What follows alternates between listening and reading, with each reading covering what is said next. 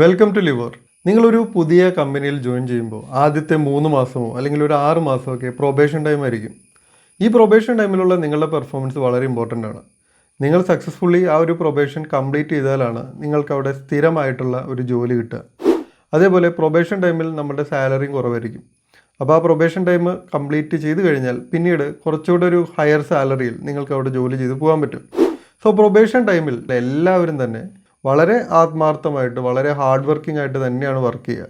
പക്ഷേ അങ്ങനെ ചെയ്യുന്ന സമയത്ത് ആ കൂട്ടത്തിൽ ചില കാര്യങ്ങൾ നിങ്ങൾ ചെയ്യുന്നത് പിന്നീട് നിങ്ങൾക്ക് തന്നെ പാരയായിട്ട് മാറാൻ സാധ്യതയുണ്ട്. സോ അത്തരത്തിൽ പുതിയതായിട്ടൊരു കമ്പനിയിൽ ജോയിൻ ചെയ്യുമ്പോൾ ആളുകൾ സ്ഥിരമായിട്ട് ചെയ്യുന്ന ചില മിസ്റ്റേക്കുകളെ കുറിച്ചാണ് ഞാൻ പറയാൻ പോകുന്നത്. അങ്ങനെയുള്ള ആദ്യത്തെ മിസ്റ്റേക്ക്, നിങ്ങളൊരു കമ്പനിയിൽ പുതിയതായിട്ട് ജോയിൻ ചെയ്യുന്നു. അപ്പോൾ നിങ്ങൾക്ക് മുമ്പ് വർക്ക് ചെയ്തിട്ടുള്ള എക്സ്പീരിയൻസ് ഉണ്ടാവാം. ചിലപ്പോൾ നിങ്ങളൊരു ഫ്രഷർ ആയിരിക്കാം.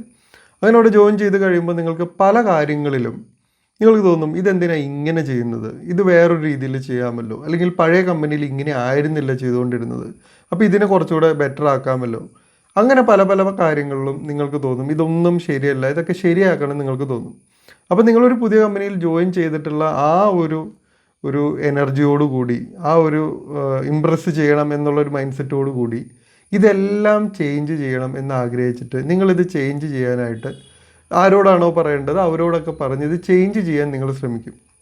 അതൊരു വലിയ മിസ്റ്റേക്കാണ്. കാരണം ഓരോ കമ്പനിയുടെയും കാര്യങ്ങൾ റൺ ചെയ്യുന്ന ഒരു രീതി എന്ന് പറയുന്നത് ഡിഫറെൻ്റ് ആയിരിക്കും. അപ്പോൾ ആ കമ്പനിയിൽ അങ്ങനെ ഒരു സിസ്റ്റം ഫോളോ ചെയ്യുന്നതിന് അല്ലെങ്കിൽ അങ്ങനെ ഒരു മെഷീൻ അവിടെ ഉപയോഗിക്കുന്നതിന് അതിൻ്റേതായ കാരണങ്ങളുണ്ടായിരിക്കും. കാരണം ഈ കമ്പനിയിൽ തുടക്കത്തിൽ ഈ ഒരു കാര്യം ഇംപ്ലിമെൻറ്റ് ചെയ്തപ്പോൾ വേറെ രീതിയിലായിരുന്നിരിക്കാം.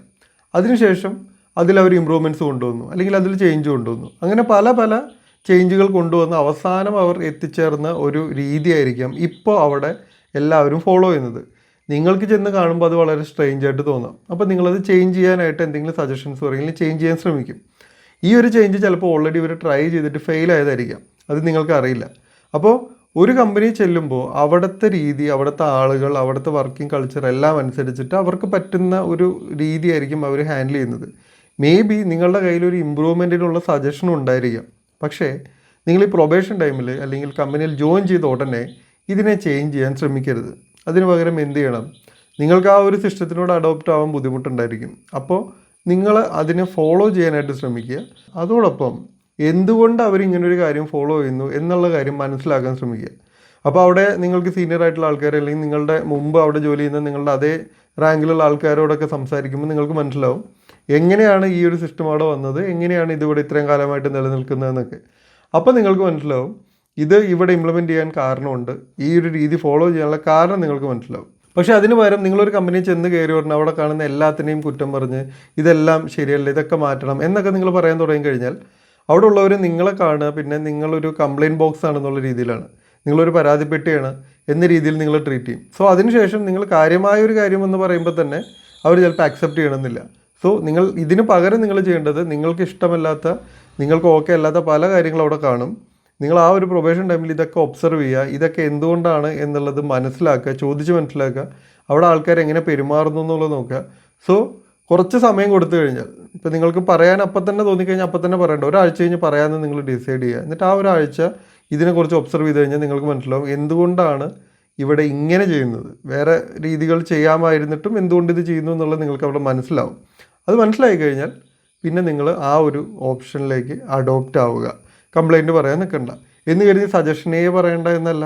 മേ ബി ഇവരിപ്പോൾ ചെയ്യുന്ന കാര്യത്തിന് കുറച്ചുകൂടെ ഈസി ആയിട്ട് ചെയ്യാവുന്ന ഒരു ഓപ്ഷൻ നിങ്ങളുടെ കയ്യിൽ ഉണ്ടായിരിക്കും.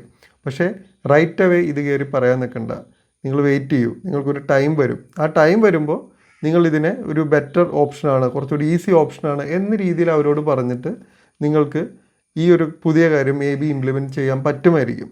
അപ്പോൾ അതിനു വേണ്ടി വെയിറ്റ് ചെയ്യുക. ചെന്ന ഉടനെ എല്ലാം കൂടെ ഈ ഒരു മാസം കൊണ്ട് അല്ലെങ്കിൽ 3 മാസം കൊണ്ട് അവിടെ മൊത്തം മാറ്റിമറിക്കാം എന്നൊരു കാര്യത്തിന് നിൽക്കരുത്. കാരണം ചേഞ്ച് എന്ന് പറയുന്നത് ആൾക്കാരെ ആങ്സൈറ്റി ഉണ്ടാക്കുന്ന, ആൾക്കാരെ പേടിപ്പിക്കുന്ന ഒരു കാര്യമാണ്. സോ നിങ്ങൾ ചെന്ന് കയറി കുറേ ചേഞ്ച് പറയുമ്പോൾ അവരതിനെ റെസിസ്റ്റ് ചെയ്യും, അവരതിനെ അക്സെപ്റ്റ് ചെയ്യില്ല. അപ്പോൾ അതിൻ്റെ പുറത്ത് ഫ്രിക്ഷൻസ് ഉണ്ടായിരിക്കും. അത് നിങ്ങൾക്ക് തന്നെ ഭാവിയിൽ പാരയാവാനുള്ള സാധ്യതയുണ്ട്. സോ ഇതാണ് ആദ്യത്തെ ഒരു മിസ്റ്റേക്ക്. ഇനി അടുത്ത മിസ്റ്റേക്ക് ഞാൻ അടുത്ത എപ്പിസോഡിൽ പറയാം. ഇതൊരു സീരീസ് ആയിട്ട് ചെയ്യാനാണ് ഞാൻ ഉദ്ദേശിക്കുന്നത്. സോ ഇതുവരെ ചാനൽ സബ്സ്ക്രൈബ് ചെയ്യാത്തവർ ചാനൽ സബ്സ്ക്രൈബ് ചെയ്യുക.